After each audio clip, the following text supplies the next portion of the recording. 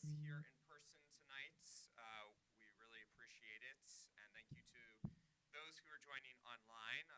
We are, I will say, doing our best to get the best audio for you as possible. So if it sounds like I'm shouting here in the room, it's because our mics are not that great.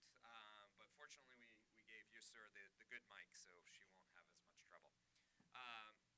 My name is Tim Horgan. I am the Executive Director of the World Affairs Council of New Hampshire, and we are a nonpartisan, nonprofit, membership-based, and community-supported organization that is looking to be the platform for discussion to help people better understand the world.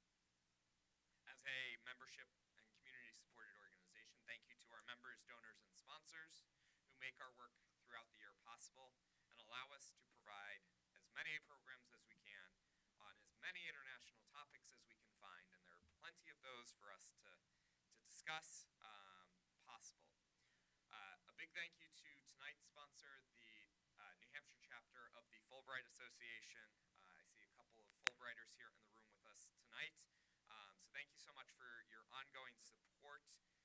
The Fulbright Association is a wonderful organization of people who spend their time giving their insights, volunteering their time and their abilities around the world to help connect New Hampshire to the world and the world to New Hampshire. We also welcome many Fulbrighters to the state of New Hampshire to study and to build relationships that are very important. So along with the Fulbright program, our International Visitor Leadership Program, which Anise runs for us, it is wonderful that we have these opportunities to meet directly with the world, to talk with people, to share ideas, and to make the world a better place. So what are we doing here tonight? We are going to have one of my favorite kind of conversations, a conversation with a journalist. I remember many of the conversations with various journalists we've had over the years. Yousur and I were just talking about several of the fun stories that we've heard, and I look forward to hearing more of your stories, your experiences as a video journalist for the past decade at the New York Times, and now a Nieman Fellow at Harvard University, spending the next year taking time to research why it's so hard, despite clear video evidence, to hold people accountable for war crimes, for human rights abuses, and various other issues. She spent time on the front lines of Ukraine, Syria, Gaza, many other places around the world as well. But in 2022, she was a recipient of the George Polk Award, 2024, the DuPont Award, and in 2023, she won a Pulitzer Prize for her reporting, in international reporting, for her reporting in Ukraine on the war there. So please join me in welcoming Yousur for tonight's conversation. I'll join her over here. I will also make note that I will be on my phone tonight. I'm not checking any sports scores or anything like that. We have, for our online audiences, the Slido app, which is where they can send us their questions. We're happy to hear from you online, and we'll bring those questions and our in-person audience questions in a moment. But let me just pull up my outline of questions, although I'm never good at following my own outline. But Yousur, thank you so much for joining us. Can you just talk to us a little bit about your career as a journalist? What have you done? What have you seen? What are your favorite stories to tell? Hi, everyone. Thank you so much for coming out on a frigid evening. I think winter has arrived on the East Coast. I'm from California, so I'm still adjusting to the seasons. And New Hampshire is one of my favorite places to hike, so I'm happy to be here as often as I can be from Massachusetts. I began my... Is the audio okay? I'm hearing a little bit of reverb, but okay. It's okay? I studied journalism at UC Berkeley, my alma mater, and right after I finished my graduate degree, I received a fellowship to work for the Associated Press in Jerusalem. And it was meant to be a relaxing summer where I would cover, well, this was 2014, It was meant to be a relaxing summer where I was to learn sort of the skills of the trade from professionals who I aspired to be one day, to cover cultural stories, political stories, human interest stories. But soon after I arrived in Jerusalem, the deadliest war in Gaza that at that time broke out, and it was a 51-day war. And if you can imagine, that felt like eternity. Um, and so I was sort of thrust into conflict reporting without previous experience, but guided by incredibly professional, empathetic, and very hardworking colleagues who really showed me the way. And so I owe the next decade of my career to that tragic experience, but sort of owe it in the sense of people who really took me under their wing um, and gave me sort of a window into how to tell the story with a lot of empathy, a lot of dignity towards the people we were covering, and a lot of trust. I was 24 at the time, and to trust me with the ability to go out and report on communities who were impacted by the conflict was a very important opportunity for me, and really paved the way to me being here at Harvard and here in New Hampshire. So since that time, I've spent a lot of my reporting in the Middle East. Actually, I tend to cover cultural stories like the first elections in which women could run in Saudi Arabia in 2015. I was there for a month with my colleague Mona Nagar, and we followed 3 female candidates. If you can imagine, this was before the reforms installed by MBS, Mohammed bin Salman. And women weren't allowed to drive yet, and the guardianship system was still quite strong. And so to follow those 3 women was an incredible privilege of a lifetime. It didn't ultimately lead to many changes for women at that time, and the sort of political participation was quite limited. But those are the kinds of stories I was really proud to tell for the New York Times, and to put really different faces on our homepage. I also spent the next few years covering what it's like to be a youth or coming of age in Egypt. Also covered stories about sexual abuse in prisons in Egypt. Covered 2 different conflicts in Gaza, both in 2018 during the peaceful protests that turned quite deadly. Where I spent 6 months investigating the killing of 1 medic along the border during those protests, and later in 2021 during the I believe that was an 11-day war, and so journalists were allowed access into Gaza the day after. And my colleague Neil and I spent the next few weeks there reporting on the trauma that children experienced over multiple rounds of violence in their very short lifetime. And since then, I've spent most of my career covering the conflict in Ukraine, Russia's war in Ukraine, where I've done a mix of reporting, some breaking news reporting, so covering stories that unfolded day to day, talking to residents across Ukraine about how the war was directly impacting their lives. We told those stories through traditional print stories online and in the paper. We also produced documentaries about frontline medics, and short documentaries about life on the front lines for various communities. And the last 2 years, I've been doing visual work for the visual investigations team, which is this new style of reporting that blends different kinds of assets to tell a visual story. So that includes original cinematography, so interviews we film with witnesses and victims and their families, along with social media assets, so footage, photos, and videos that we collect from social media profiles, from Twitter, from Russian Facebook, which is VK, from variety of sources that are online. So these are public databases that we scrape. And the third asset that's involved in a visual investigation is also the collection of CCTV and footage filmed by individuals in the conflict zone. So we blend those 3 things together and produce documentaries that are sort of TikTok style, meaning meaning we track one event, the killing of one person or the bombing of one building or an occupation that lasts a month, and we sort of break down how those events unfolded.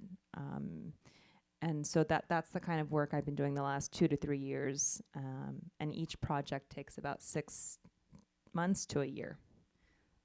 Yeah. Well, I think we're having some issues with this mic. Yeah, we'll just put that one away. So that's wonderful. I have a lot of questions that have popped into my head from all of that. But I think the first one I want to explore is, in a world where everyone believes that they are a journalist, in a world where everyone has their phone and their camera in their pocket, how do you break through what is going on? What is the importance of that work that you're doing to bring these disparate things together, and trying to create these stories so that people can better understand what's going on? And how challenging is it to understand what's real, what's fake, and what's being propagated towards you? It's a really important question. I can answer it through by talking through a very specific line of reporting. Some of you might have heard of a town called Bucha, which is a town outside of Kyiv in Ukraine. It was under Russian occupation for the first month of President Putin's war there, and in that time, there was the electricity was cut off, and there was very limited phone and internet access. When Russian soldiers retreated from Bucha a month later, around April 1st, 2022, they left behind a lot of remnants, including crates of weapons, their trash, their uniforms, their badges, all kinds of evidence.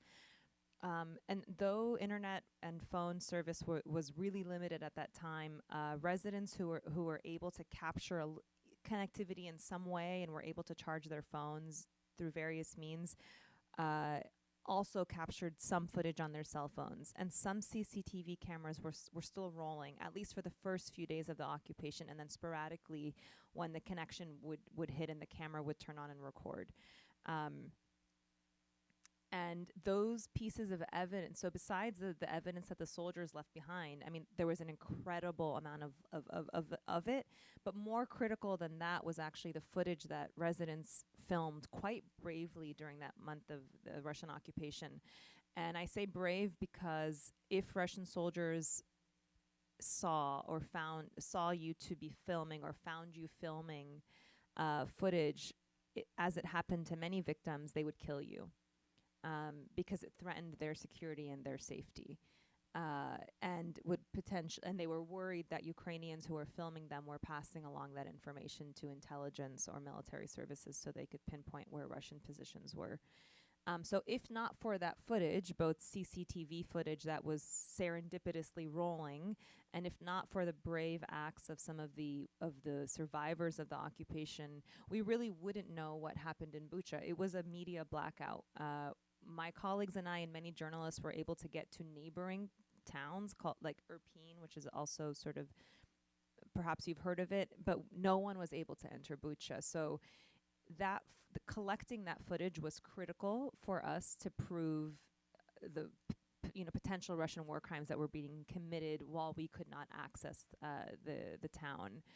And equally, it was very important for us to collect this footage and to authenticate it and verify it and report with witnesses through it, particularly because the Russian government, including President Putin, immediately called the images that came out of Bucha in the aftermath of the occupation fake. And there was quite a big campaign by the Russian government to obstruct the sharing of news from Bucha and domestically, and also to very publicly criticize and reject any images that international media and journalists were publishing. And Bucha was really, when Russian soldiers retreated and the media and press arrived in Bucha, it wasn't that it was the only occupation of a Ukrainian town. It was just that it was the first to be exposed in such a visual manner. I mean, there were hundreds of reporters there in the first few days. I eventually spent the rest of the year reporting from Bucha, and media, as tends to be the case, you move from one story to the other. And there were plenty of tragedies to cover across Ukraine. But Bucha just really became a household name, at least in Ukraine. It became parallel, or if not synonymous, with cities like Aleppo and Srebrenica. And because of the intensity of the images and the immediate reaction by Russian officials to reject those images as real. And so we really felt, sort of to answer your question, the importance of cell phones, the importance of footage. I mean, these are integral and very necessary components of the kind of the work that I do. Ultimately, we rely on collection of that data to tell the most detailed account of events, because otherwise it's quite easy for governments to label them fake. And what we do as part of our reporting under the visual investigations team is we really take readers step by step. I mean, in some cases, it's second by second to prove some of the killings along one road. Our large investigation was about the killing of 36 victims along one road over the course of the weeks of the occupation. And in some cases, we took readers second by second and minute by minute, showing how Russian positions intersected with Ukrainian victims, because Russian soldiers would kill them along the sort of one intersection that led to Kyiv. And if it wasn't for those, like I said, the sort of brave witnesses, we really wouldn't have been able to tell that story. Our goal was to collect as much footage as possible. We ultimately collected about 23 terabytes of footage, which I don't know if you're familiar, but that is a lot of hard drives. And that included Ukrainian military drone footage that was being filmed during the occupation to identify Russian positions for targeting. That includes cell phone footage. It includes CCTV footage, cameras that captured Russian movements along different intersections in Bucha. It included home videos captured on people's cell phones, as well as their security cameras that were rolling, and so much more. And we stitched that all together over the course of a few months, in addition to witness testimony and interviews with Ukrainian and Russian military sources. It's not that the testimonies aren't to be trusted. Testimonies are an incredibly important component of storytelling, of journalism, of investigative journalism, but they're just not enough. And it just has to do with limited human capacity, right? We can all witness the same event and have 30 different perceptions of how that event unfolded. Or our memory might have impacted the way we recount stories to journalists. And so that footage is so necessary to pair along with testimony, especially in conflict zones that are where crimes are contested by governments.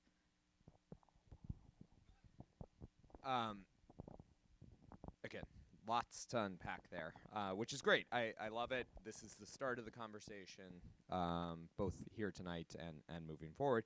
But for me, the thing that really pops out of that is there's so much technology now. There's so many opportunities for these things to be captured, but at the same time, there are so many ways to manipulate that media or to simply call it fake. That's nothing new, but how has these advances in technology made your job easier, and how has it made it more difficult? Yeah, absolutely. Technology is a huge part of the reporting process for a team like the Visual Investigations, which is a team at the New York Times that started, I think, around 2017, 18, so it's a relatively new product.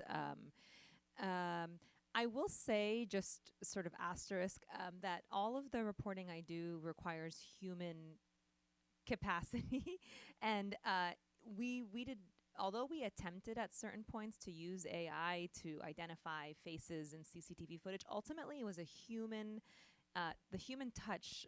The stories that we do, while they source and while they require visual evidence that's scraped and found online, and we have tools to sort of grab all the information off websites really quickly, you really do need a human reporter to do the analyses to see the ways in which the evidence ties together. So while it may look like technology or a machine did a lot of the reporting, in fact, it was 8 months of human labor. My colleague Masha and I spent most of that time on the ground in Ukraine and Bucha, and then we had a wonderful team back in New York that was helping us process the material we were bringing back each trip, helping to edit the footage, to look at the satellite imagery to help us verify pieces of data. We watched every second of those 26 terabytes of footage. Sure, AI and technology and machine learning could sort of facilitate or speed up that process, but it actually didn't, because the footage is quite grainy. The audio captured in that CCTV is really hard to hear. And so we actually hired multiple translators to translate every second of video. And that that produces thousands of pages of translations, but it's worth it. For example, while we can use technology to grab, let's say we needed to, one of our goals was to identify the Russian soldiers who committed the potential war crimes. And we did that through a variety of techniques, but it was all based in traditional field reporting, knocking on doors. I can give you a very specific example. We heard from multiple people who survived the occupation told us that Russian soldiers took their cell phones. Russian soldiers, before they invaded Ukraine, were told by their commanders that that they could not have their cell phones, so they either had to turn them into to their commanders or get rid of them. Some of the soldiers snuck their cell phones into Ukraine, but for a lot of soldiers, they had no way to access information or talk to their families back home. So it turns out, as they were corralling Ukrainian citizens living in Bucha and checking them for weapons, or occupying their homes, they were also taking their cell phones and using those cell phones with Ukrainian numbers to call back home to Russia. Turns out Ukrainian intelligence officials were tracking those phone calls, and they had access to the telephone logs. So Masha and I worked really hard to get, to obtain that data from sources we'd built over months. And so we eventually got recordings of some of those, about 4,000 recordings of those phone calls, and 500,000 phone logs, or 500,000 records of phone conversations. We analyzed all that material ourselves because ultimately, to find patterns in the way the phone calls were happening, to match the phone calls with the time, for example, the timing that a Russian soldier used the cell phone of a victim gave us a clue in regards to when that victim might have been killed. You have to be able to read that information, digest it, analyze it, organize it in order to build a hypothesis. Maybe the machine, some sort of AI tool could have helped us, but we would have missed a lot of clues that we needed to sort of tie together. Also, testimonies. There is no way that, we collected hundreds of accounts from survivors, from intelligence officials, from police, from morgue attendants, from families, from soldiers in Russia, from Russian officials. You need to be able to absorb that information. Sure, some technology can summarize the material for you, but then you would miss out on a lot of the clues that connect the interviews together and really give you the most sort of, not holistic, but the sort of the most complete picture of events. So does that answer your question? Yeah. So we use technology in the sense of there are tools that help us to scrape or take a website. Let's say we figured out which Russian soldier used one of the Ukrainian phones. We would find their page on Facebook, or VK as it's known in Russia, and we would use tools to help us download all of that data. It's just faster. But we ultimately needed to go through each photo and each piece of information that software was able to extract, because we needed to find out which of these photos had any evidence that this in fact was a soldier of this regiment who might have been in Bucha. So while the machine or a tool can help us scrape and download, we ultimately have to be able to process that with our eyes and our ears and our hands.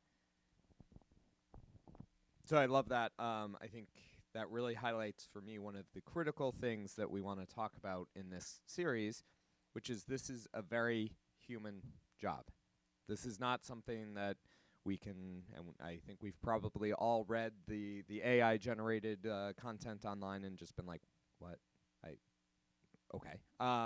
And so, can you talk to us first a little bit about what it means to be on the front lines of these conflicts, about what it means to you, and then we'll get into the sources and all of that a little bit later.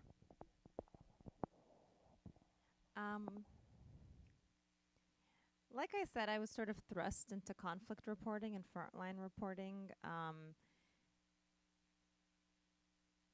My family is from Syria originally. My parents were born there, and so I'd spent many summers in Syria. So I'd been exposed to parts of the world. I studied abroad in Kenya, and I did trips to India as a young, idealistic college student to work at an orphanage there. So I'd been exposed to the world, but I never thought I would want to cover the world one day. And so I just want to start off by saying, like, it's an incredible privilege to have people trust you and invite you into their homes, into their hearts, into their minds. I mean, I think a lot of people think about international journalists or conflict reporters and think it's, sort of this really exotic lifestyle. But for me, it's really a responsibility, because people are very vulnerable. And when they're willing to have you enter into that space, it's really your responsibility and your duty to elevate their voices. I don't believe in the saying, I'm here to give anyone a voice. Everyone has a voice. I find it a privilege to be able to elevate that voice onto a platform that's read by Congress, by the president, by you, right? I mean, that's so. I just want to start off by saying that that's sort of the ethos in which I try to work, and that my team on the ground with me, how we work. Obviously, it's very scary. I'm not gonna lie. If you don't have fear about reporting in conflict zones, you probably need to sort of dig deep and ask yourself why you no longer have fear, and if it's sort of the right thing for you to continue to do. Because you do want to retain that sense of your humanity. That fear helps you make decisions that also positively impact your team. For example, in conflict zones, the New York Times provides, typically, not always, but part of the apparatus in which we work in these places, that there's a security team, if not an actual security advisor with you on assignments. Again, it's assignment contingent on the type of assignment. And you have to produce a risk assessment. So before you even enter a certain, before you're even near a front line, you need to have me as, for example, a producer and reporter and team leader. I will produce a very long document that explains why I think this is the right decision for our team. And I have to take into consideration everyone's personal threshold for risk as well. And I have to tell my team before we enter any sort of extra dangerous zone, if anyone doesn't want to do this, we're not going. It takes one no. So if there's a team of 4 or 5, if one person doesn't agree to this assignment, we're not doing it. And so having fear and sort of being scared makes you take a step back, right? A very detailed risk assessment, and sort of continue checking in with your team on their comfort level and your own comfort level. There have been times where I thought my risk tolerance was higher, and I said, actually, I'm not comfortable taking this turn. I don't feel comfortable on this embed. Let's try another day when there's less artillery fire in the area. Let's reassess the importance and need of this specific story at this time. Can we do it later when Russian forces are a little bit farther away? So, I think it's important to recognize that that's part of the reporting. At the same time, I think it's all about exposure and assessment and reassessment of your tolerance. So there are times when you find yourself in a place that's high risk and you don't have an out, and so you need to deal with the circumstances. And slowly over time, you sort of build a higher threshold for the kinds of assignments you're willing to take on. And I think over time, that's a skill you develop. And then there's obviously preparation plus luck in all of these situations and scenarios. And at the same time, it's also okay to reflect. Sometimes we'd get back to the hotel at night after a difficult day, and we'd say, listen, let's talk through some of the alternatives for story tomorrow. Maybe we don't have to return to that front line. And so it's a constant assessment, and it's a constant conversation with yourself, your editor, your security advisor, and your team. And at the same time, it's a constant conversation with your sources. You have to consider as a journalist what your presence how it might impact and affect the lives of your sources. For example, I talked about the story in Saudi Arabia in 2015. Eventually, one of the really brave women who we interviewed for a documentary ended up in jail. Her name is Al-Hlou.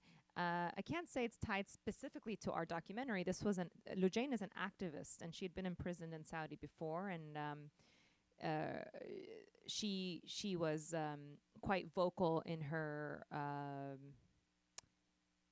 in speaking out against the driving ban on women there. And it wasn't just about the driving ban, it was about women's rights in general, right, told through the story of the driving ban.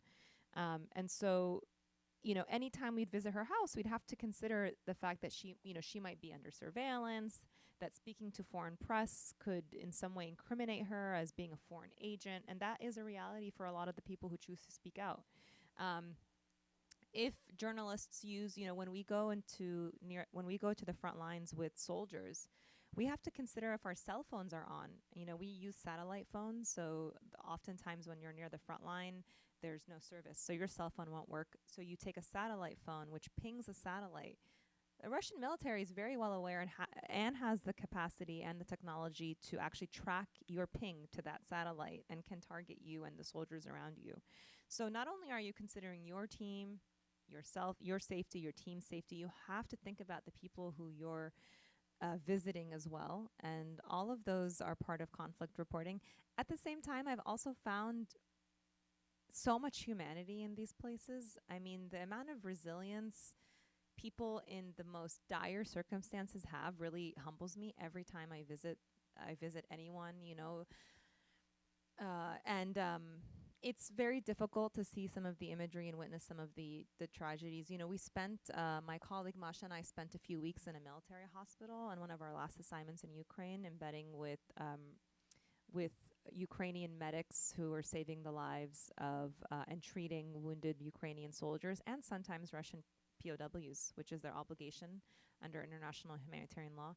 And these are people whose lives are in danger every single day. They're about 10 kilometers from the front line, and nonetheless, despite the risk to themselves, despite despite the fear they feel for their families, they just welcomed us with such open arms. And same thing, in 2021 when I was in Gaza for a few weeks or a few months, people had suffered. Some of those children and their families had been through 4 rounds of war in a decade and a half, and yet. And their homes had just been demolished, struck, and they would offer us their last bottle of Coke and offer us food and offer us a place to stay. I mean, these are the places, not ironically, but surprisingly, these are the places where I've seen the best of humanity as well. And I'm really, again, just privileged and really. It is a privilege to be able to do that kind of work because it's an incredible amount of trust that's bestowed upon us and a huge responsibility. And I always try to, when I come back from assignments, I try to sort of remember the positive parts of my experience as well, despite all of the horror I've witnessed and that people are experiencing. Well, thank you for sharing that, especially about working with people and considering what your actions are going to mean for them. And one of the things that I want to dive a little deeper on is how do you make that decision? How do you balance the need for safety for these people and the need for getting the story? Yeah, it's a really, really, really, really important question. One that literally will keep me up at night. And I can answer that in a variety of ways. I can start off by saying a lot of times in conflict zones, you need to be embedded with a medic or a press person or a soldier or you're not going to these places alone. These are regulated military environments that require specific clearances. And so, besides thinking about you and your team, you're also thinking about the person that's sort of taking you to the front line and taking you to places. And oftentimes it's easy to sort of say, oh, that's just a but that person is very much a human and very much has a family. They're often, like, I can remember we were the last journalists to enter a town called, at that time, called Avdiivka in Ukraine. And there were no other cars driving on the road except for our car, because the volunteer who was helping evacuate the Ukrainians who wanted to leave, a lot had remained, had sort of agreed to stay a little bit longer to show us around before he left. And all I could think about in that moment was, of course, I was thinking about the sort of story, this exclusive I was going to bring to the New York Times, but just as much I was thinking about this man and how he was sacrificing time with his family. He was sacrificing his safety to expose us to life under bombardment. And we had some close calls on that trip. There was active shelling, and I think Russian troops were about a kilometer away. And again, I'm so glad we were able to tell the stories of the Ukrainian babushkas and dadushkas who were sheltering in the bomb shelters and really show the dire conditions they were living in. But I questioned myself every second if I was sort of making the right decision for that specific volunteer. Again, this volunteer was doing it anyways, but those are the kinds of decisions you need to make on the spot. Again, I'm proud of the reporting we did. I'm proud of the voices we elevated, but those are that is a reality that I'm dealing with all the time. For our investigations into potential Russian war crimes in Bucha, we also relied primarily on anonymous sources who were risking their lives and jail time to give us leaked information. We talked a little bit about the audio calls that Russians were making. The reconnaissance official or the intelligence official who shared that information could have lost his job and gone to jail because he shared classified material under sort of in an emergency state under military law. It's illegal to share that kind of information with journalists, but what he saw was an opportunity to expose the conversations that Russian soldiers were having about the crimes they were committing to their wives and mothers back home in Russia. Similarly, Ukrainian authorities there was disorganization in the way the material from Bucha was collected by Ukrainian officials. So when the town of Bucha was liberated, everyone fled to the town to collect evidence, which is a good thing, except when 5 different teams with 5 different ways of doing things sort of have to converge. And that material was disorganized, which ultimately means that the testimonies and evidence collected, their capacity to reach prosecutors and to sort of eventually reach war crimes courts, etc., was going to be stalled. And there was a Ukrainian official in an office who was very upset at the sort of bureaucracy and the stalled sort of cases, and he leaked to us some footage because he assumed that we would be able to get it out to the world faster than the prosecutor's office. And in fact, that footage was on the homepage for a long time and was sourced by everyone. Eventually, it was sort of a moment. It was the CCTV cameras that showed Russian soldiers walking Ukrainian men to their death, and which would be a violation of international humanitarian law because these were technically prisoners of war, and Russia and soldiers have an obligation to protect prisoners of war. Instead, they were shot and killed by Russian soldiers. So the official who was quite upset at the bureaucracy and the stalled investigations leaked us that footage. So again, we're on deadline. We're interested in, of course, providing exclusive, interesting, informative, revelatory stories to our readers. At the same time, I have to consider the impact to this man's life if he leaks, or person's life if he leaks us this kind of footage, and what is our responsibility to protect this source. Ultimately, we're not human rights lawyers, we're not investigators, we're journalists, and so we're quite upfront about, to everyone, whether it's a victim, a soldier, a Russian official, across the board, we're very transparent. My team and I, we're very transparent about making everyone aware about the limitations we have as journalists. I cannot defend anyone in court.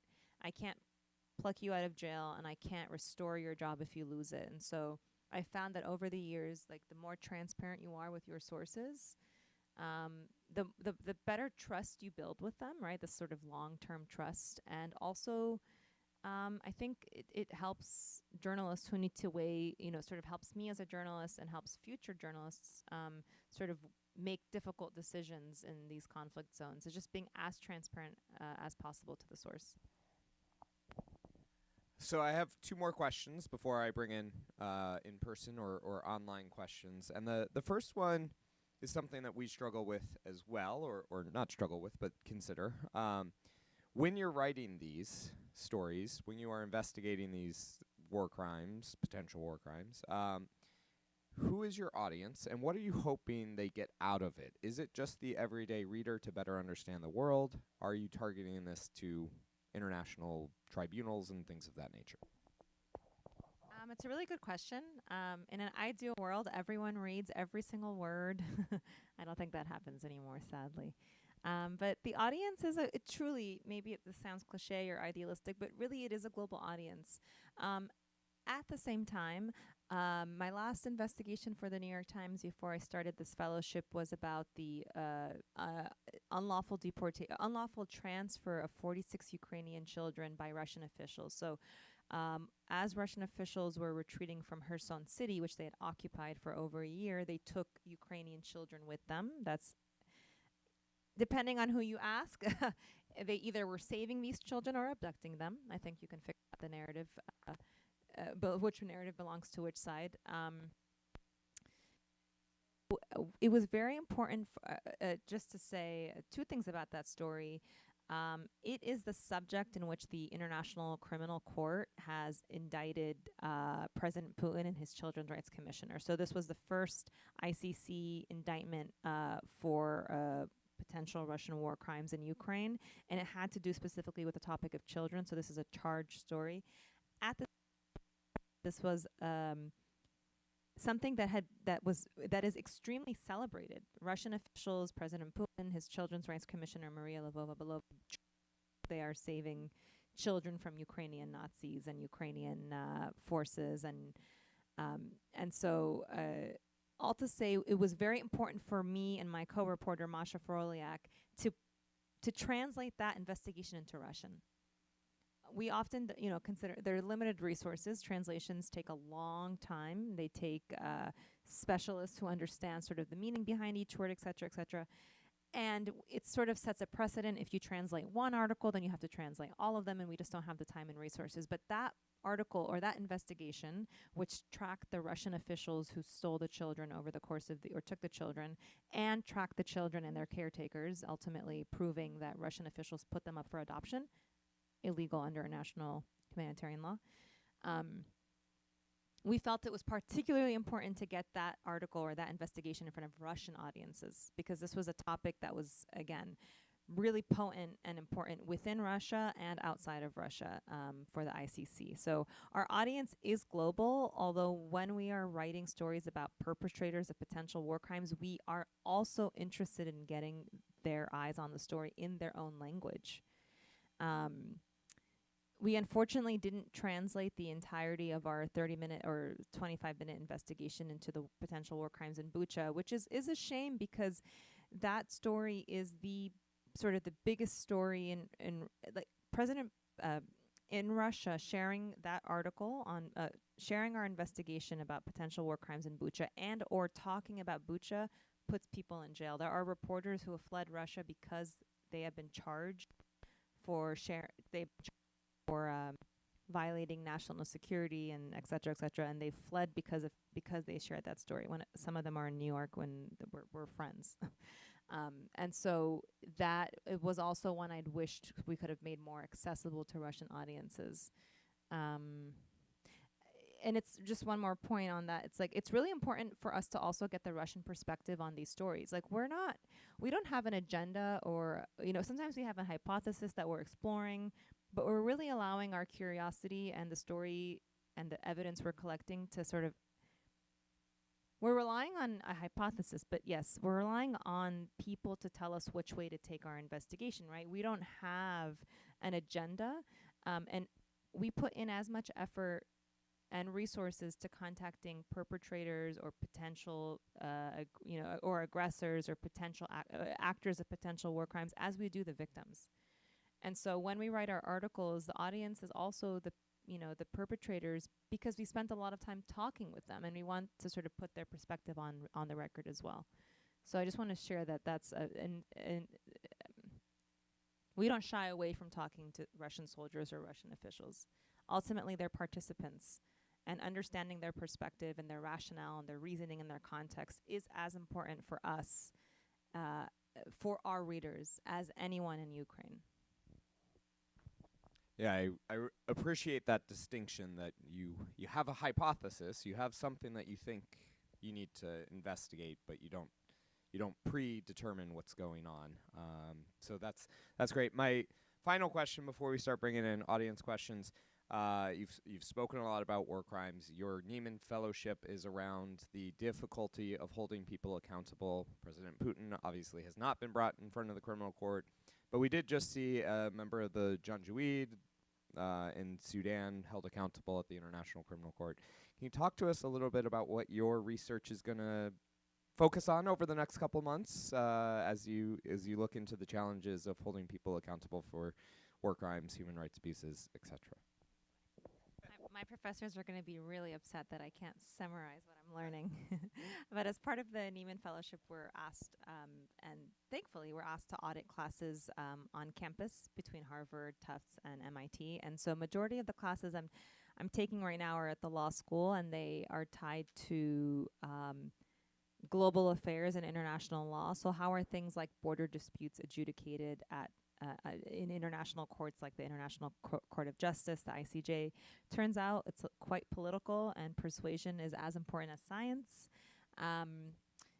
Let's see, I'm also taking a class on public international law. So how do lawyers source information to help states sort of draw conclusions about what is and isn't international law?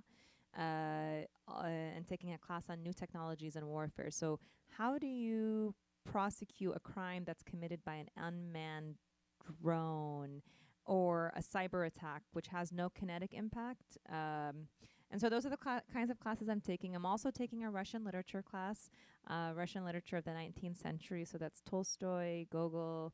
I'm just trying to understand the sort of the cultural context, especially because President Putin himself sort of, sorry?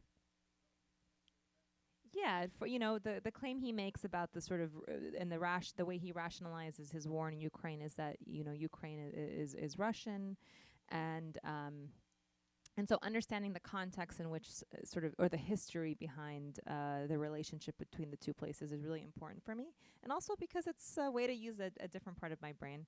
And then I'm taking a class at the Kennedy School called Moral Leadership, and trying to understand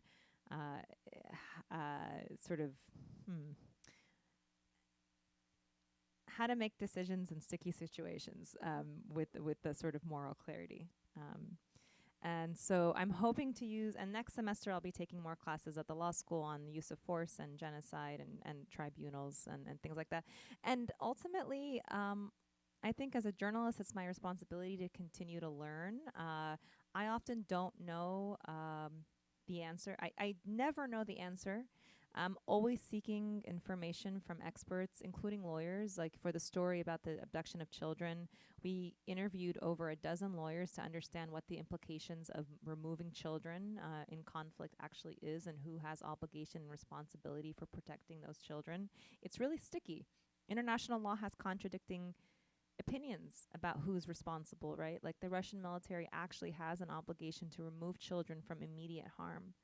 They also have an obligation to report and record and report on those children to a third party and eventually remove them from Russian custody and place them with a neutral third party. So, if I can understand that material a little bit better to empower my reporting and to inform my reporting, then that's what I'm going to try to do over the next year.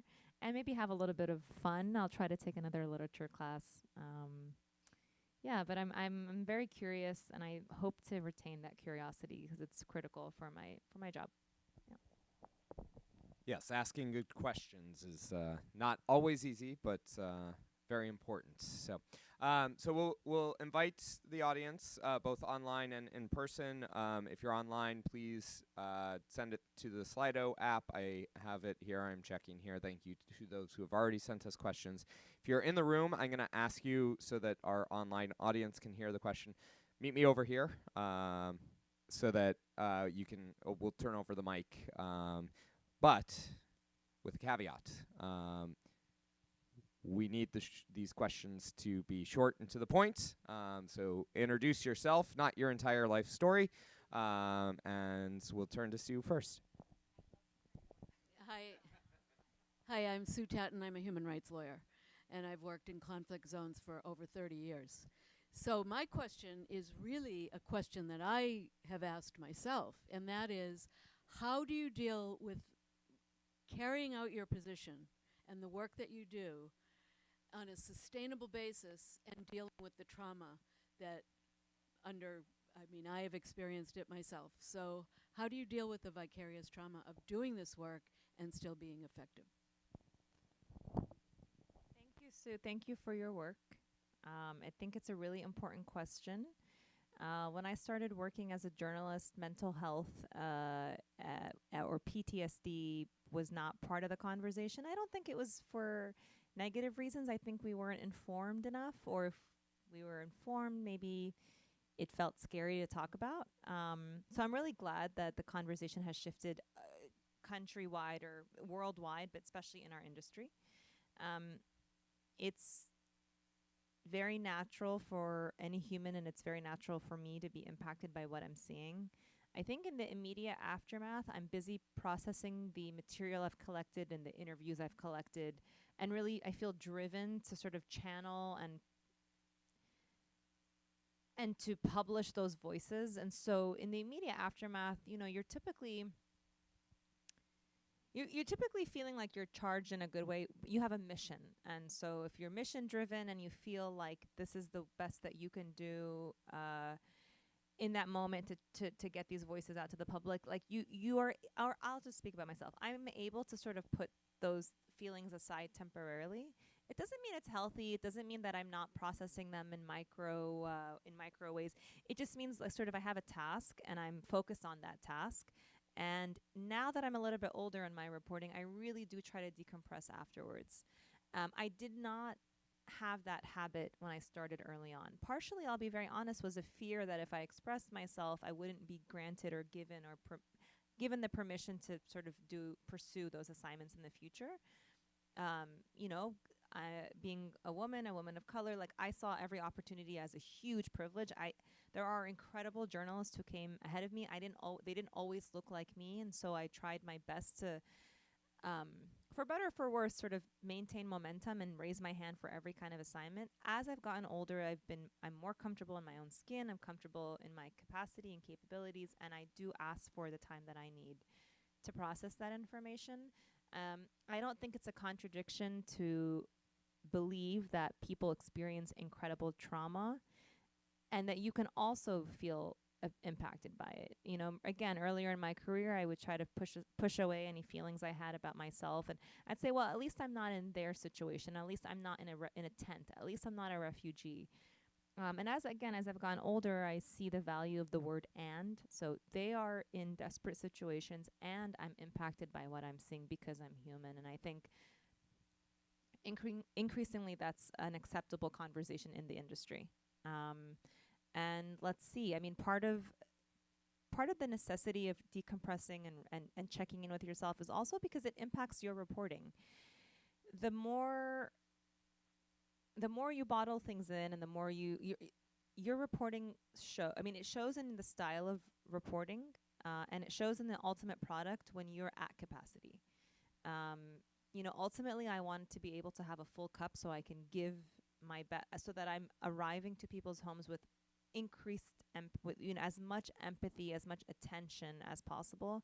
Oftentimes, if I'm feeling rushed or burdened by deadlines, that's just not the best way to enter someone's home who's been a victim of a horrific tragedy or crime.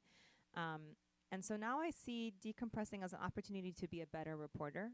And that's why I'm taking this year off. So I'm not working this year, and I'm just trying to better understand my role in the industry, better understand how I want to work moving forward, sort of just take a slower pace.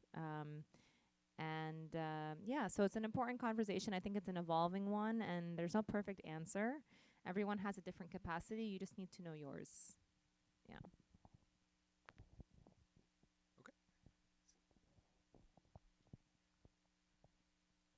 We're sort of taped down, so we got to have you come up here. I'm Robert Azzi, and I'm a fellow Neiman at a much earlier generation. Okay, and fellow Neiman at an earlier generation. I have sort of a two-part question. How do you deal, or perhaps you don't, but I suspect you do, with the fact we have two wars going on opposite each other, both in Palestine and in Ukraine, and one is viewed where the oppressor is condemned universally, and in the other conflicts, the oppressor is coddled or protected in creating a genocide. And I wonder, as part of that, and the fact that we don't talk about genocide, do you feel an obligation to tell, for example, the New York Times handles those two conflicts differently, both editorially and on the news page.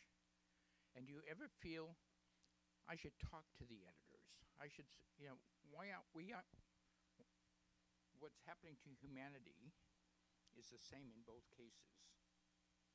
And yet we're treating them differently. One is a people of color, and one is a people who look like us, or look like other people, not like me, or you. So I'm wondering what kind of conflict, if any, is generated by your knowledge of what's going on, and how one conflict is treated and the other is not. I know that was maybe a little hard for our people to hear online, so let me just summarize. Basically, the question is, we have multiple conflicts going on around the world, specifically Ukraine, Russia, Israel, Gaza. How do you manage those various conflicts in the way in which editors and other people who make the higher up decisions, how do you manage that when we approach these issues very differently? Hi, Robert. Thank you for your question. I think it's a really important one. I'll just start off by saying I left the New York Times before I started this fellowship, so anything I say is sort of representative of my personal experience. And it's a place that I grew up as a reporter, and a place that transported me to places where I got to meet incredible people. And so I just want to start off by saying I have a wonderful relationship and experience working at the New York Times. And I'm not saying that for the cameras. I'm saying that in the sense of, like, it is the reason I was able to do these stories. The amount of resources they're willing to that they were willing to put into telling these stories is impressive, and it can only be done at that scale because of the backing of the editors at that paper, right? It doesn't mean it's a perfect organization. I'm just saying I want to acknowledge that. But I think your question is really important and really thoughtful. And a lot of this, I'll say, like, we have a responsibility as journalists to inform the public so that they have better media literacy. I think a lot of people don't even understand or know, it's not your fault, that we have an opinion page and we have an editorial page, and that those coexist on the home page, and it can be confusing to actually figure out which story is written by an opinion columnist and which one's written by an objective, neutral, objective, neutral reporter. I'm not, again, I'm just saying, I'd also like to start off by saying we have a responsibility as journalists and an industry to make sure people understand where we're what we're producing and putting out in the world. I have an interesting perspective in the sense of I've covered before October 7, for example. I'd visited Gaza, I'd worked in Jerusalem, I've attended press conferences with President Netanyahu, and have interviewed IDF commanders, and have interviewed hundreds of Palestinians in Gaza who have been victims of Israeli bombing campaigns. I've also interviewed Russian soldiers and Ukrainian victims. So before October 7, I was working on a Ukrainian investigation. After October 7, I was covering Gaza, Israel. And then a few months later, I was back on Ukraine investigating children. So I have back-to-back experience and exposure in handling those stories. I have a couple of points I want to make. And I can only speak for myself. I've spent the equivalent amount of time covering Palestinians as I have Ukrainians. I spent 6 months investigating the killing of one medic, one Palestinian medic in Gaza who was killed by an IDF soldier perched on a sand dune on the other side of the border fence. I spent 8 months tracking and tracing the Russian soldiers who might have participated in Russian war crimes in Bucha. So the paper afforded me an equivalent amount of time to tell the same kinds of stories in the same exact format. And I published breaking news stories from Gaza and Israel and from Ukraine. So, from my own personal experience, I haven't felt a difference in the kinds of stories I can tell from those places.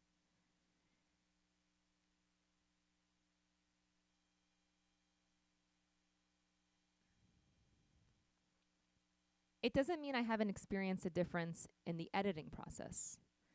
I think the editing process, what I want is that no matter the conflict, if it's in Sudan, if it's in Syria, if it's in Gaza, and if it's in Ukraine, we should have standards that apply no matter the political, geographic landscape. The standards should be applied to every conflict. If we've defined famine in Ethiopia or Somalia one way, that word and that definition should be applicable, no matter the political landscape. If we've defined genocide in one way, that word and that definition should be applied equitably across all conflicts. Does not matter the color or skin tone or race of those people, right? If we've defined a potential war crime as X, it should be applicable. And so I think that is that standard should be applied across, so that I as a journalist have a guide, a script of how to manage each conflict equitably, equally, and with the same terminology.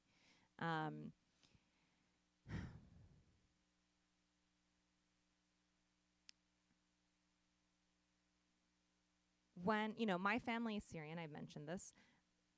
It is very difficult to read a headline that called Syrian refugees in Greece parasites of Europe. At the same time, I'm reporting, the last few years I've been reporting on Ukrainian refugees fleeing to Poland being embraced. In my opinion, that should be the standard. The embrace of refugees should be a global standard. And I feel that way about journalism, that the standard should be set that no matter the conflict, perhaps you should take into consideration the context, right? The context, but no matter the conflict, our standard should be applied. These are ongoing conversations we have with editors in any newsroom. I had these conversations at the AP in 2014. I had these conversations at Al Jazeera. I did a short stint there in 2015. Same conversations at the New York Times. This is not a New York Times problem or issue or editorial conversation. These are conversations that are evolving across every newsroom. And each time there's a new conflict or a conflict that arises again, these are conversations we have to revisit. I think what should be standardized also is the way we hire local staff. So how are we looking into local staff and their background and their political opinions? It should be applied equally across all conflicts. So if we agree to hire photojournalists or local journalists who don't have opinions on social media, we should have, or if we're required to do background checks on local staff in one conflict, we should be required to do that in all conflicts. Again, I as a reporter individually do that. I make sure I double check my own biases, and if I'm doing or treating background checks of local staff in one conflict, if I'm asking my team in Gaza not to post political opinions so that we have absolute neutrality and that when our stories are being published, no one can come back and say, hey, this person actually is anti-Israel or anti-Palestinian. I also ask the same of my Ukrainian staff. Please refrain from posting your political opinions about this conflict. It will undermine our impact. So I think that should be standardized, right? I think the way we write headlines, how we source should be standardized. Is the framing of our articles contingent on what a military source is saying? In Ukraine, I am doing stories that are victim led. How has this conflict impacted victims? What do they have to say? What do the perpetrators have to say? I never regurgitate what a military, and if I'm getting information from the military, Ukrainian or Russian, I fact check that. I look into the veracity of the information. Even when I get leaks from Ukrainian authorities, I don't take them to be true. We look into them. We fact checked every phone number that was attached to the 4,000 phone calls we received and that we reported on. We fact checked every Russian soldier and Ukrainian sources. And I would apply that same standard in Gaza and in Palestinian territories, even though I'm, for example, an Arab-speaking journalist. So for me, that's the standard. That's the way I work. These are conversations I have with editors, and other reporters who cover both conflicts or cover the region also have with editors. It doesn't, it's a work in progress. Like, these wars are also unfolding in general, all conflicts. They unfold so quickly, and the demand on journalists is incredibly high. And now we're living in a landscape where people want news ASAP. You want the alert on your phone, you want the tweet, I'm just saying there are a lot of pressures on journalists and editors and newspapers too. And I think, so I don't know if that answers your question, but those are the ways I engage in covering different conflicts as a journalist. And I really do try to apply the standard across the board equitably and equally, and showing compassion on both sides. But yes, definitely there are also differences in the sense of how many editors are assigned to looking at a certain story for fear that we might offend a certain audience. Yeah. Okay. Jack. Yeah. Jack Rich, I'm with the World Affairs Council on the board. Follow-up question. Masha Gessen has written an op-ed piece in the New York Times. Masha Gessen has written an op-ed piece saying what's going on in Gaza is genocide. How does that affect a reporter's point of view and what you report? That's a really good question, Jack. Great, thank you, Jack. Masha Gessen is an opinion columnist, or I think they go by M now. So please excuse me if I'm getting it incorrectly. But that is their job, is to have a stance and to newspaper.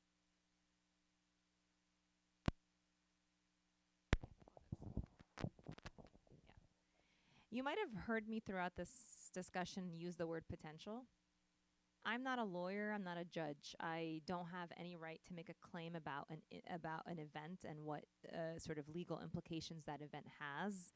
I offer the evidence. I provide the perspective of legal scholars and all kinds of lawyers, and I offer that to readers. Ultimately, readers come to their own conclusions, and judges and lawyers take our material. They take that material to court, and judges make decisions about how to frame the event that we're talking about or that we reported on. Does that answer your question? I mean, as a reporter, does it affect me? Sorry, so Jack's question is, does the reporting on the word genocide in the New York Times affect my reporting as a reporter? Is that clear? Again, my job as sort of an editorial, like news-based reporter, is to supply in a story narrative format all the information I have to readers, including the opinions of the dozen legal experts that I've spoken to, and then to have readers, and then it is up to readers to draw their own conclusions. I'm ultimately more interested in reporting on fact than a word. I know words are important, but I would rather be able to distill what happened in incredible detail in a way that can be used in a court to get to that decision. I mean, it's just not I'm not a lawyer. And I think journalists might have different opinions on that word, for example, and whether or not what's happening in Gaza right now is a genocide or not genocide. My job, first and foremost, is to present that data, to present the information, and to present perspectives. I've never, in any of my reporting from across conflict, I spent some time in Syria reporting on Russian bombing of hospitals there. And as a reminder, my parents are Syrian. Even in a story that I have immediate relation to, I'm relying on what legal experts are saying about what's happening there to define. You know, I'm not defining it myself. I'm doing the reporting. I'm building the timeline of evidence literally minute by minute to prove that Russian warplanes dropped a bomb on this hospital. What are the implications or how to define what they did is not ultimately my job. That's the job of lawyers who take that material to the ICC, the ICJ, or international or tribunals or local courts. Yeah. That's my honest personal opinion. Yeah. And I'll just bring in, last week we had a great conversation on genocide with Bellwether International. And one of the things that I really took away that sort of fits with what you're speaking about there is, and I forget who this quote comes from and the exact quote, so sorry for paraphrasing, but it was about the Rwandan genocide and the aftermath in the United States, trying to decide, is this a genocide, is this not a genocide? And this person's quote at a U.S. congressional testimony was, if it's a choice between using the word and stopping the violence, I will always choose to stop the violence. Just to clarify, I'm not trying to make a politicized or political point. I'm actually defining what my job is. My job is to represent what I'm witnessing, what I'm hearing, and to offer that in a way that's palatable and objective and honest. And I really do subscribe to my definition as a journalist as being a storyteller, someone to channel information and knowledge to readers. So whenever we write the line about what our reporting, sort of what conclusion we're reaching, we'll always frame it in this way, whether or not you agree, but we'll say, you know, according to a dozen legal experts, this may amount to a war crime, or this may amount to a crime against humanity, or this may amount to genocide. So we rely on legal experts whose job it is to define, to pull together the evidence to define these in our reporting, but we never define them ourselves. Let me just bring in this online question first, and then we'll get to you, Agath. Because I think it's an interesting one and something that gets to kind of the heart of the conversations about the humanity, the decisions. So an anonymous questioner online wants to know, what's the hardest decision you've had to make in the field that still stays with you today? That's a very good question. Oh my goodness. Can I just take a second to think?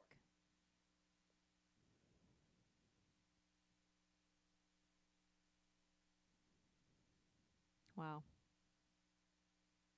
I mean, I'll try to think of something more specific, but I'll talk about a general feeling is the ability and privilege that I get to leave. So every time I visit someone who's in a bomb shelter or in their home, I spend a lot of, we'll spend a lot of short or long amount of time talking about what it's like to live under bombardment. I might even spend the night to sort of get a sense of what that's like to better channel that to readers. But I ultimately know I get to leave, and sometimes they choose to stay, but sometimes they don't have the option to leave. In the case of Gaza, for example, let's say in my multiple trips in 2018 and 2021, to enter from Israel, you have to go through multiple rounds of metal detectors, metal gates, and then you go through an incredibly long, it feels like you're in a prison. I mean, it's like a mile or something long corridor of fence that you are, and then you're led into Gaza. Every time I entered, I knew I could leave, but I couldn't always leave. It depended on the Israeli schedules. There were some times that they closed the border crossing if they felt there was some potential violence that day, or if it was a holiday or Shabbat. So actually, I couldn't leave all the time, but there were windows where I knew I could leave, and that feeling always sits with me, because what you do is you enter the homes of people, you have them. You ask them incredibly intimate questions. They open up in the most vulnerable, authentic way.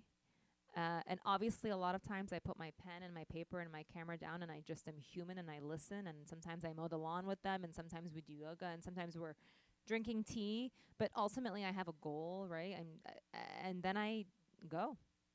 And I always think about the people I left behind. And that's really hard for me a lot of time. Like, if I sit and think about that, that makes me quite upset. Like in the case of Gaza, pre-October 7, you literally could not leave for the most part unless you had a medical emergency or you had some kind of Israeli or Egyptian clearance. So that was always really difficult. We'd spend months there documenting the impact of the wars there or the protests. And and everyone would remain trapped, and that's very, very, very difficult.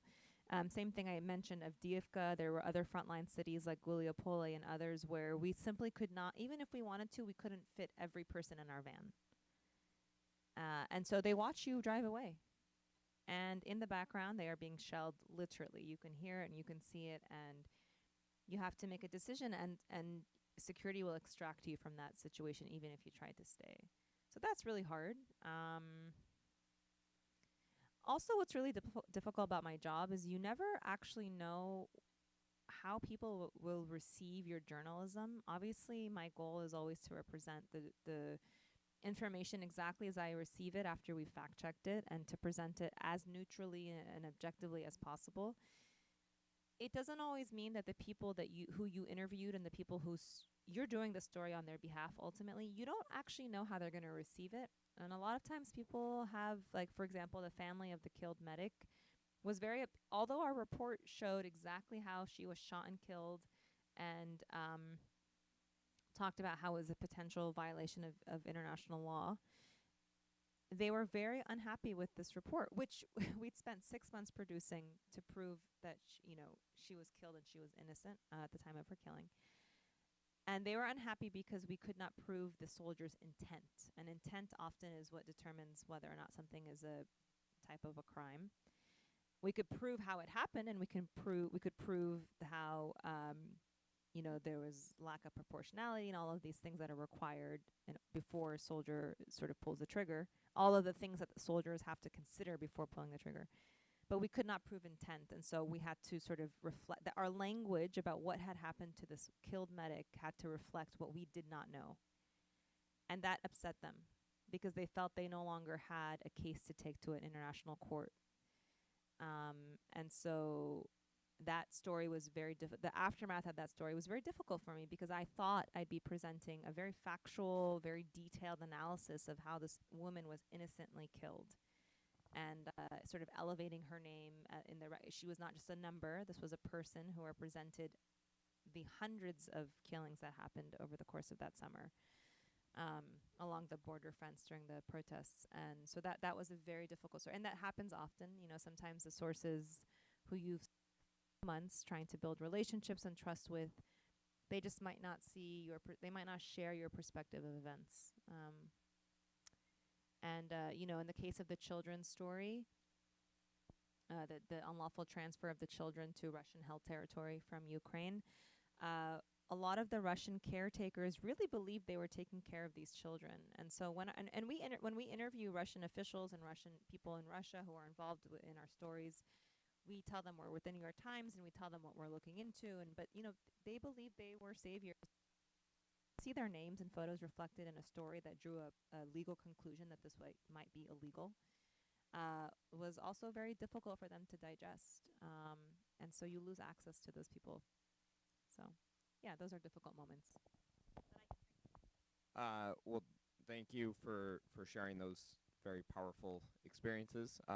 Agatha, I know I told you we'd get to you, but I would be remiss if I didn't give you an opportunity to follow that up with some positive stories of things that you remember positively. I know you've spoken about the relationships, so I want to give you a moment to respond to that first as well. Get this mic to work. Something I love about working on investigations for 6 months or 8 months or a year is that I get to go back to the same place over and over. So I'll go and collect with my team the material, and I'll come back to New York where I'm based and process that material. Then I get to go back 2, 3, 4, 5, 6 times And so you really build these sort of familiar relationships with people. You see them having children or growing up, and that's really sweet. It feels like the extended family members or extension of my family in some way. But what I love the most is when I'm able to take back the reporting in the paper form to them. And the way that, ultimately, I can't promise to bring anyone justice. I can't promise that a court will bring them reparations or retribution, or that there'll be, ultimately when they're speaking to me as a journalist, I can only promise that I'll channel and deliver their message, but I can't promise anything more. And yet, when I come back to the place with a newspaper and their face on the home page or the front page of that newspaper, and just seeing kind of the smile that they have, I don't know if they're just smiling to me, but I'd like to think that they feel like they're part of history, and that my grandchildren and their grandchildren will know that they spoke up in some way to cement what happened to them and to sort of prove that they existed through this horrific event, and that they were willing to speak out about it in pursuit of long-term justice. So that always feels good. Okay. Agath, how about you? Thank you very much for the time. My name is Agit Ukeni. I am a founder of Southern Sudan Hope Organization. My job is humanitarian. My question to you, I always leave the country 4 to 5 times, going to all the refugees. I'm from South Sudan. Earlier you said about prison in Cairo. I went to visit there and I see what I saw. So if we can hear something, if you know something about people in prison in Cairo, because I went to visit and I see the children and the mother there, so I want to hear if something we can hear for it. Thank you. Thank you, Agatha. I've been to Sudan, but never South Sudan, so hopefully I can visit one day. That story in particular was an investigation into sexual abuse by female prison guards of female prisoners, and it was spearheaded by my coworker Mona Nagar, who was based in Cairo for a long time, and I joined her on the project. And it took we were able to interview 3 women about their experience. 2 of them were willing to be on camera and on the sort of with their names published, and one of them chose to remain anonymous. All three of those women are incredibly brave, including the woman who chose to stay anonymous, and they remain in the 2 out of the 3 remain in Egypt. And so for them to be willing to potentially be placed back in the system and or be personally harmed, or their families being harmed. Also, there's the social stigma around being a victim of speaking out about being a victim of sexual assault or a sexual crime. That is incredibly brave. So all I can say is what I've learned from them, which are about the conditions in which they were subject to physical exams that were sexual in nature, that they were abused by the guards and placed in solitary if they chose to speak out. So unfortunately, we did not have access to the prisons in the way that you did. Mm-hmm. So we were reporting, in that case, we were reporting based on testimony. Okay, so we are about at time. So I want to thank everyone for joining us. But before we end, I'd like to ask Yousur one more question. And what I want to hear from you, and what I'd love to explore a little bit more, is what is the power of journalism today? Why do we do this? Why do we need this? Why do we need more people reading good journalism? Why do we need more people supporting? And why do we need more reporters all over the world? Oh my God, these are such important questions. They're so big and philosophical. I feel like I might disappoint you in my answer, but everyone has a different gift and purpose on this earth. Not everyone should go to a conflict zone or can or has the resources or capacity or threshold or interests. And so I think it's a loss when if machines were to replace my job, I think it's a loss because or in general, I mean, journalism is important because it is an extension of our humanity to each other. Ultimately, a lot of the things we're scared of are rooted in fear of the unknown and not in actual reasons to be fearful of one another. And so, journalists really provide the evidence of a shared humanity. Obviously, there's also a lot of atrocity and tragedy, but a mother's pain in Bucha is parallel and can be absorbed by a mother here in New Hampshire and Massachusetts. Like, it's the same love, it's the same tenderness, it's the same fear, it's the same joy. And I think when journalism is successful, it's that it unites us in that the sort of shared human experiences and values. And I just don't think I honestly think that's primarily my job, is to humanize and make accessible one person's pain and joy to another across the Atlantic. That's really important for me. So often we think, like, when we're in editing meetings and sort of speaking with our editors, like, how does this story apply to, we also, why should someone in Kentucky care about this story? And it's actually, the answer should be pretty simple. It's because we have a shared humanity, just in a different context, right? There are different factors. So that's kind of my simple answer, really. I don't think it's more complex than that. Yeah. Why do you guys think journalists or journalism is important? I feel like it's more of an audience question, really. And how can we do our job better? And what would you like to see more of? And what inspires you? What kind of stories inspire you? I actually would rather hear the answers than give you the answer, honestly. But that's the simple version of my answer. Yeah. Well, for me at least, that was anything but disappointing. As I would hope you'll all agree, the rest of the program was as well. I really appreciate you taking the time to give us your insights, to give us your experiences, to talk about the humanity of this work and the importance of this work. We want to wish you the best of luck as you continue your fellowship over the next several months, and we look forward to seeing how you resolve these big issues.